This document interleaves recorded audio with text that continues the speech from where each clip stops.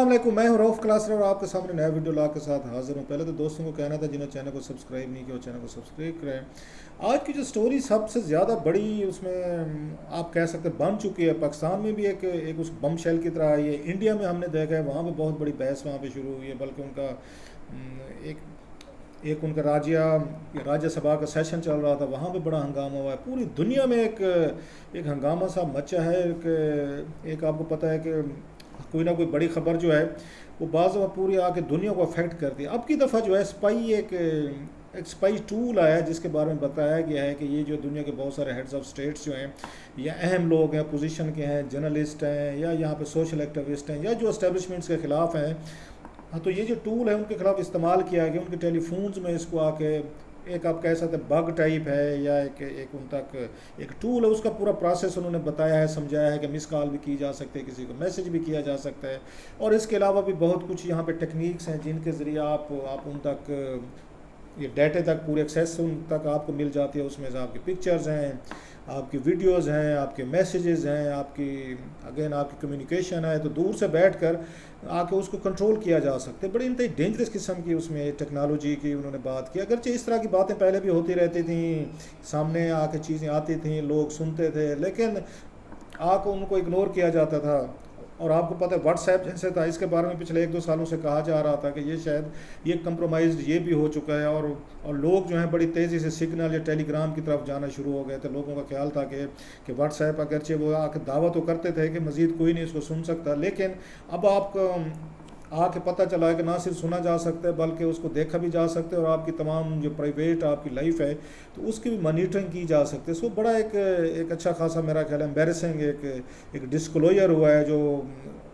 आके बहुत सारे ये हुकूमतें जो हैं अब वो ऐसा ऐसा एक्सपोज होना शुरू हो गई। और ये जो है ये टूल जो इसराइल के पास है, इसराइली उसमें क्या साइंटिस्ट कह लें, अगेन उन्होंने इसको ईजाद किया था और इसकी बातचीत जो है 2019 में आना शुरू हो गई थी। डेफिनेटली इसका मतलब है कि इससे पहले इसको उन्होंने ईजाद कर लिया था और अब जाके ये लोगों को पता चलना शुरू हुआ। जो रिपोर्ट आई है जो एक उसने एनजीओ ने आके सामने उन्होंने आके इसको एक्सपोज किया है, तो उससे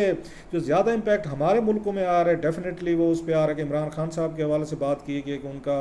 टेलीफोन जो हैक हो रहा था। फिर इंडिया में हमने देखा पोजीशन लीडर राहुल गांधी के बारे में है और बहुत सारे उनके पॉलिटिकल वहाँ पे लीडर्स हैं उनकी बात की गई है, प्लस उनके जर्नलिस्ट हैं, एक्टिविस्ट हैं। अच्छा, अब तक पाकिस्तान के बारे में सिर्फ इमरान खान का जिक्र हुआ है और उसके साथ ही हुकूमत ने सारा जो मलबा है उन्होंने डाला है नवाज शरीफ साहब पे कि ये जो उसका आके दौर बताया जा रहा है 2019 तक, वो कहते हैं इमरान खान साहब के पास एक नंबर था जो वो यूज़ करते रहे हैं, तो वो शायद हैक हुआ है और उसका वो बताया जाता है कि पहले से ही हो रहा था। और डेफिनेटली 2018 में इमरान खान साहब जो हैं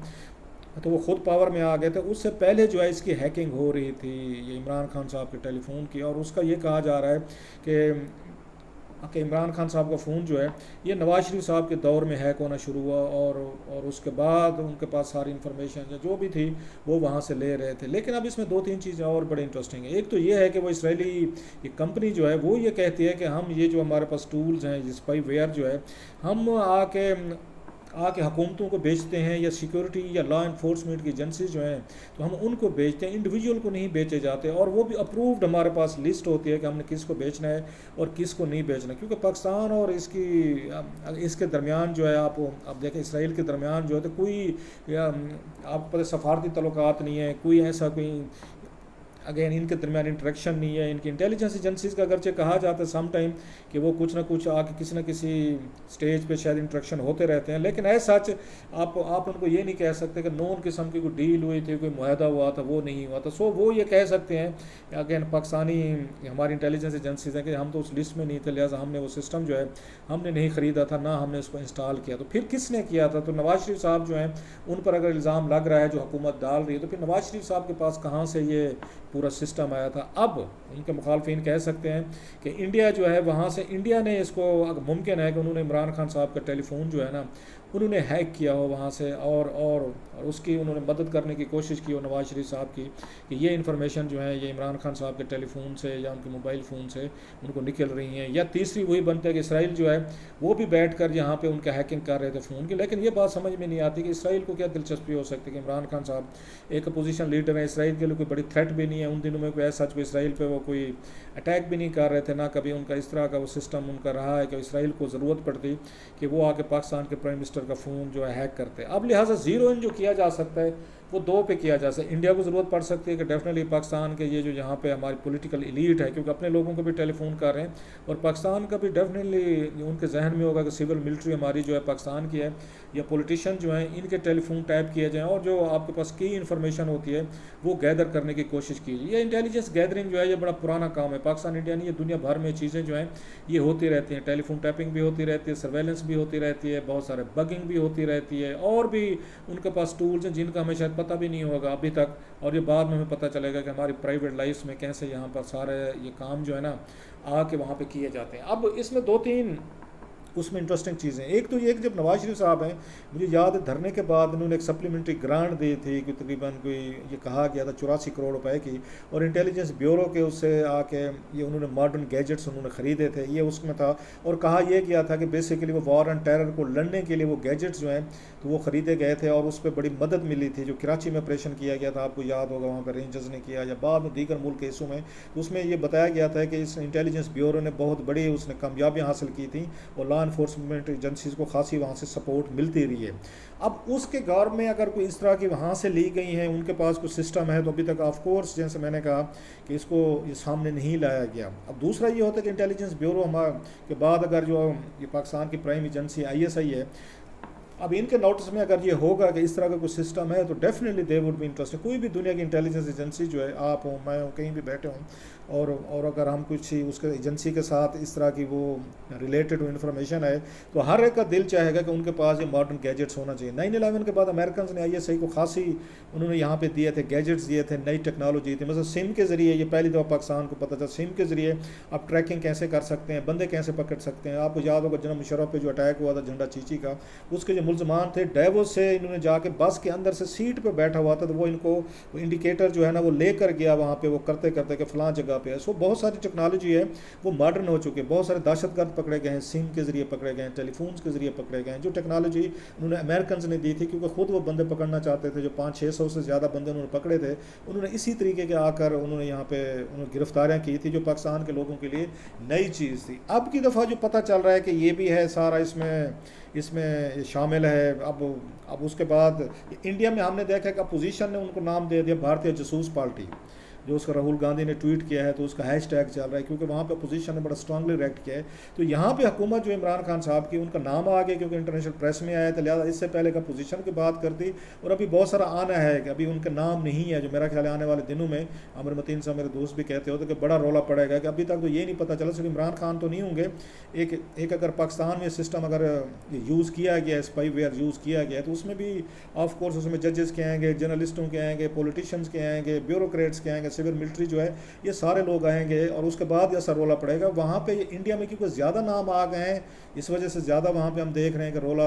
या उसका रिएक्शन आ रहा है। और माजी में ये पाकिस्तान में कोई नई चीज़ नहीं है, टेलीफोन बग होना या इनकी कन्वर्सेशन करना। आपको याद होगा कभी रिसेंटली काजी फैज़ ईसा साहब ने ये शिकायत की थी, इससे पहले आपको याद होगा इफ्तिखार चौधरी साहब है, उनकी फैमिली की इसी तरह सर्वेलेंस की गई थी, जब वहाँ पे जनाब मुशर्रफ साहब के खिलाफ वहाँ पे मूवमेंट चली थी, या उस वक्त के जितने भी वो थे। और अभी भी बहुत सारे जर्नलिस्टों की उनके टेलीफोन टाइप किए जाते हैं, मॉनिटरिंग उनकी की जाती है, कौन किधर जाता है, किससे मिलते हैं, सारी चीज़ें ये मॉनिटर होती हैं। बल्कि जजेस के टेलीफोन टैपिंग का एक स्कैंडल आया था जो सुप्रीम कोर्ट ऑफ पाकिस्तान में लैंड किया था, उस पर भी वहाँ पे होती रही। और पाकिस्तान में इसको बड़ा एक वो समझा जाता है, नॉर्मल सी बात समझी जाती है। बल्कि अगर आपको याद होगा पिछले दिनों में ये इमरान खान साहब ने उन्होंने खुद इंटरव्यू में ये कहा था कि जनाब कि मेरे टेलीफोन जो है ना वो ISI और ये दीगर इदारे टैप करते हैं। उन्होंने इसको ट्विस्ट किया था कि मेरी सिक्योरिटी के लिए बड़ा ज़रूरी है कि वो मेरे टैप ये फ़ोन करते हैं, मुझे सुनते हैं, मैं किससे गुफ्तगू कर रहा हूँ, किससे इंटरेक्ट कर रहा हूँ। उनको कोई ऐसा सच प्रॉब्लम नहीं था, या तो वो मैसेज देना चाह रहे थे कि मेरी इंटेलिजेंस जो है ये हमारे इंटेलिजेंस इदारे हैं पाकिस्तान के, वो मेरे फ़ोन भी सुनते हैं, मुझे भी टैपिंग करते हैं। और मेरा नहीं ख्याल कि इससे ISI या दीगर इदारे जो इससे खुश हुए होंगे इस इंकशाफ से। वो अगेन वो चाहते होंगे कि प्राइम मिनिस्टर पाकिस्तान को अगर पता भी है तो ये बात उन्हें ओपनली नहीं बतानी चाहिए, कि इससे उनके जो ऑपरेशन से मुतासर होते हैं। और बहुत सारे लोग जो हैं वो फिर थोड़ा सा वो करते हैं, केयरफुल हो जाते हैं कि अगर हमारे फ़ोन की अगर टैपिंग हो रही है, मॉनिटरिंग हो रही है, बगिंग हो रही है, तो जो इन्फॉर्मेशन चाहते होते हैं यहाँ पे इंटेलिजेंस इदारे, वो उनको नहीं मिलती, क्योंकि इंटेलिजेंस इदारों का मेन यही होता है फोकस कि इन्फॉर्मेशन को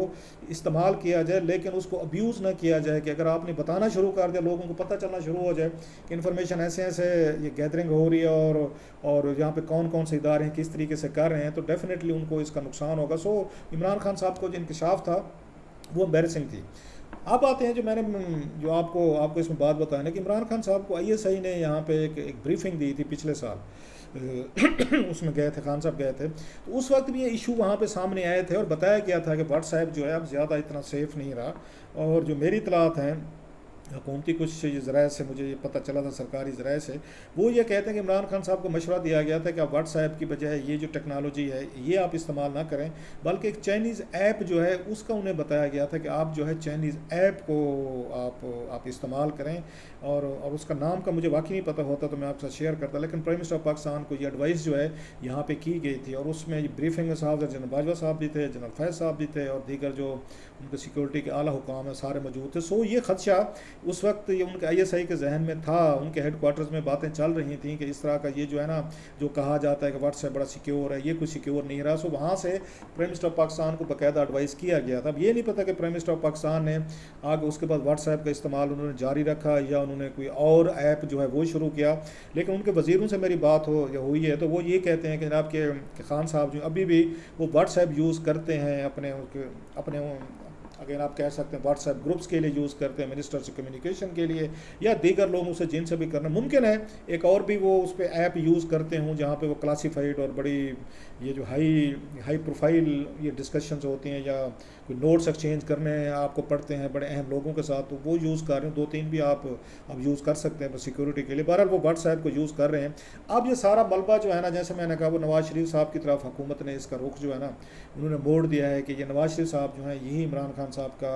ये करवा रहा था। फ़ारूक हबीब साहब का इन्फॉर्मेशन के वो आपको पता मिनिस्टर ऑफ स्टेट है, उनका मैं पढ़ रहा था, तो वो भी यही कह रहे थे कि जनाब के ये जो है इनसे पूछा जाए नवाज़ शरीफ साहब से कि इन्होंने इमरान खान साहब का फ़ोन जो है क्यों इन्होंने टैप करवाया। बात वही है कि टेलीफोन टैप होते रहते हैं, वो सबके होते रहते हैं, इमरान खान साहब के अपने दौर में भी उनके तो खुद, और वो खुद कह रहे हैं कि मेरे इंटेलिजेंस एजेंसीज करती रहती हैं। तो दुनिया में कोई प्राइवेट लाइफ का कंसेप्ट जो है ना वो नहीं रहा। वो बिग ब्रदर इज़ वाचिंग वाला हिसाब है कि दुनिया पर आपके ये टेक्नोलॉजी जो है ना वो आपके घरों में घुस गई, हमारे हाथों में घुस गई, हम खुद ही घरों में लेकर आए हैं। हमारी कन्वर्सेशन, हमारे यहाँ पे जो कुछ भी हम कर रहे हैं वो सारे के सारे बैठे हुए लोग जो है ना वो देख रहे हैं। अब इससे दुनिया सिक्योर हो रही है या इनसिक्योर हो रही है अब इसका नहीं पता, लेकिन बात वही है कि अगर ये इन्फॉर्मेशन कोई ऐसे लोगों के हाथ लग जाए जो आपके लिए डेंजरस एक हो सकते हैं, उसका क्या उसके नतीजे निकल सकते हैं। बहरहाल आने वाले दिनों में मेरा ख्याल मामला बड़ा इंतहा गंभीर होने वाला है। 50,000 के करीब वो बताया गया लोगों के दुनिया भर में उनके टेलीफोन जो है सिस्टम के तहत उनको बक किया गया या टैपिंग हो रही थी। देखते हैं कि पाकिस्तान में किन और लोगों के नाम है, क्योंकि कहा जा रहा है 2000 के करीब नाम थे जो सिस्टम पे लगाए हुए थे। अब सवाल यह है कि बाहर के मुल्कों में बैठ के कोई 2000 पाकिस्तानियों के फ़ोन उन्होंने वो आके हैक कर रहे थे, या पाकिस्तान के इंटरनल तौर पर हमारी सिक्योरिटी एजेंसी जो है ना वो टेलीफोन टैप कर रही थी। हम कुछ दिन इंतज़ार कर लेते, कुछ ना कुछ नाम जो है ना मेरा ख्याल है बहुत जल्द वो सामने आ जाएंगे।